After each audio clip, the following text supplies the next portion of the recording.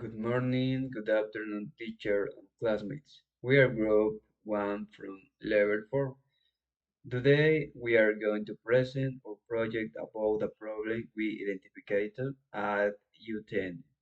First semester software students have difficult access the digital library platform because they are not familiar with it. Let's begin. Hmm. Hello everyone, my name is Alexander Erazo. I am the leader of this group. First, I want to explain the methodology we use it for this group, project-based learning of PBL. Project-based learning is a teaching method where students learn by actively engaging in a real-world and meaningful project. The main objective of this approach is that the student acquire deeper knowledge and skill by working for an extended period to investigate and respond to a complex question or challenge. Uh, to identify a problem, we use a tool called the problem tree. A problem tree is a visual technique used to analyze a problem in an order to understand it better. It is structured like a tree. The root represent the causes, the trunk represent the main problem, and the branches represent the effects. We also use a technique, tech, technique um, called the inverted pyramid to narrow down a problem, answering 4K questions. Where does the problem happen? Who is affected? What exactly is the problem? And when does it happen? So our final problem statement is difficulty accessing online materials from the UTN library. The to unfamiliarity with digital platforms among first semester TSAB students during the October uh, 2025 to February 2026 semester. Now my classmate Andres is going to explain the causes and effects of this problem. Thank you, Alexander. Hello, my name is Andres Prado, and I was responsible for writing our report. I am going to explain the causes and effects we identify using our problem tree. We identify five main causes. First, there is a lack of familiarity with the digital platforms used by the UTN libraries.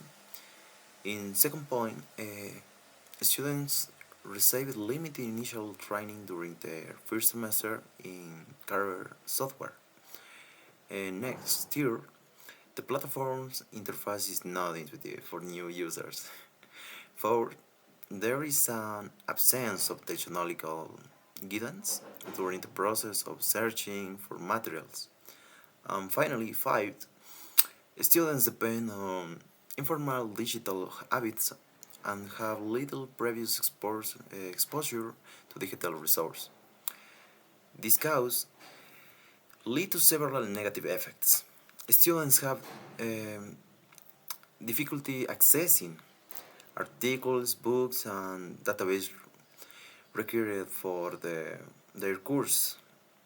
This causes delays in assignments and projects that depend on bibliographic material. It also leads to the a lower use of the academic resources that are available. Many students feel frustration and waste time trying to navigate the platform. And finally, all of this can result in a decrease in academic performance during the first semester. And now, Donovan is going to explain how we organized our project process with the flow watch. Thank you. Thanks, Andres. Hi, everyone. My name is Donovan Chamba. I'm going to talk about the floor chart we created to organize our project. A flowchart is a visual diagram that represents a process.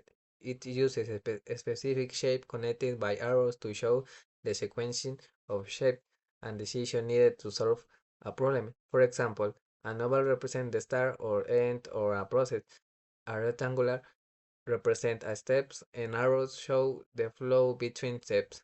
And a diamond represents a point where we needed a yes or no decision. Our flowchart has four main stakes.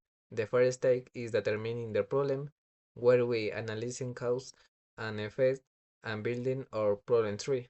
The second stake is calling information.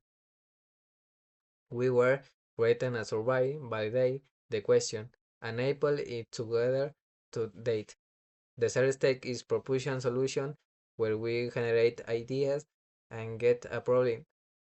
And the fourth step is implementing, where we design and carry out our solution and finally present of result. Each stage includes a decision point. For example, if the question of our survey are not approved, we go back and adjust them for moving forward. This helps our group stay organization during the whole process. Now Brandon is going to explain how we designed our survey to collect information about this problem. Thanks, Donovan. Hi, everyone. My name is Brandon Cacuango, and I work as the editor of this project. I am going to talk about how we designed our survey.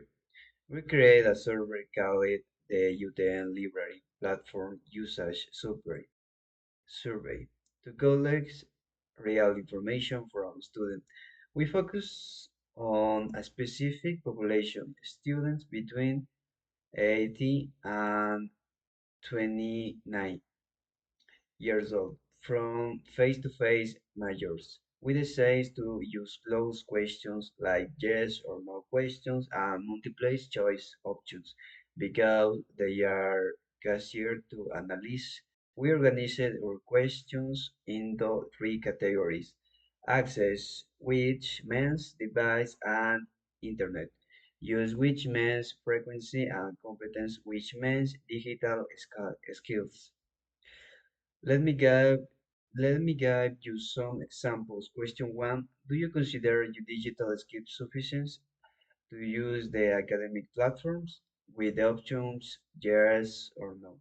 Question two: how often do you use digital resource from the UTN platform library from your class? Which options, like every day, once a week, or rarely? And question three asks how much the digital resource actually help students with their presentation and assignments. It was also very important to include ethical considerations. We warranted confidentially, meaning our response are anonymous and used exclusively for academic purpose. We almost made sure not to include any person or sensitivity questions. Now, Gabriel will explain how we validate this instrument and share our final conclusions. Thank you, Brandon. Hello, everyone. My name is Gabriel Chamorro, and I was the presenter for this project. I will tell about the validation of our instrument and our conclusion. Before applying our survey, it was necessary to validate it. Validation means checking that the instrument really measures what it is supposed to measure. We use five criteria: content validity, which checks if the question matches our research topic; clarity and grammar, to make sure questions are easy to understand; relevance and vocabulary, to confirm we covered all necessary dimensions; response scale, to check if the options are appropriate; and a pilot test, to verify comprehension with a small group before using it widely. Our survey was reviewed and validated by a teacher from the Language Center. We confirmed that our questions were relevant and well aligned with our topic.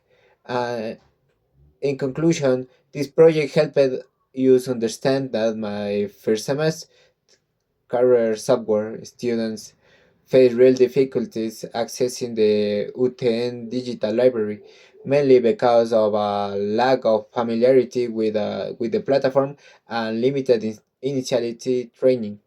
Our survey will allow you to gather direct feedback from students, which will help you propose better solutions, like guide tutorials or workshop, so future students can use this important academic resource more easily. Thank you very much for watching our presentation. Thank you teacher and classmates for your attention. We hope you enjoy our project and that is helped improve the experience of future UTN students. Goodbye.